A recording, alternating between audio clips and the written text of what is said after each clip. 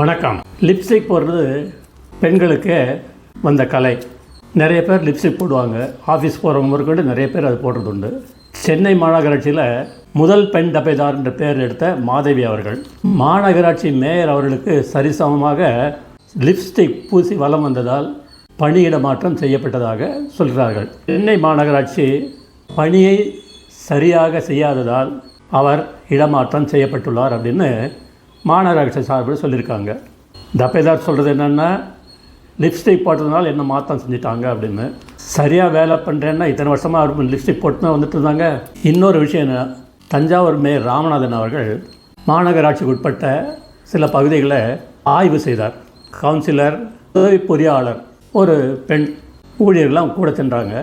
அப்போது ராமநாதன் அவர்கள் பொதுமக்கள் கூறும் குறைகளை குறிப்பு எடுக்க சொல்லி மாநகராட்சி அலுவலருக்கு கூறினார்.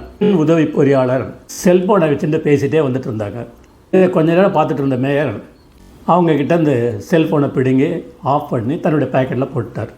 எல்லாம் முடிஞ்சப்புறம் பொறியாளரை கூப்பிட்டு, இந்த மாதிரி வேலை நேரத்தில் மொபைல் ஃபோனு யூஸ் பண்ணக்கூடாது, எல்லா வேலையும் முடிஞ்ச உடனே உதவி பொறியாளரை மேயர் அழைத்து மக்கள் பிரச்சனைகளை குறிப்பெடுக்க வேண்டும் என அறிவுரை கூறி செல்ஃபோனை மீண்டும் அவங்ககிட்ட கொடுத்தாங்க. ஒரு மேயர் ஒரு லிப்ஸ்டிக் போட்டு ஆஃபீஸ் வந்ததுனால பணியிட மாற்றம் செய்யப்பட்டார். இது ரெண்டுத்தில் எது நியாயம் அப்படின்னு நீங்களே தீர்மானிச்சுக்கோங்க. ஜெய்ஹிந்த்.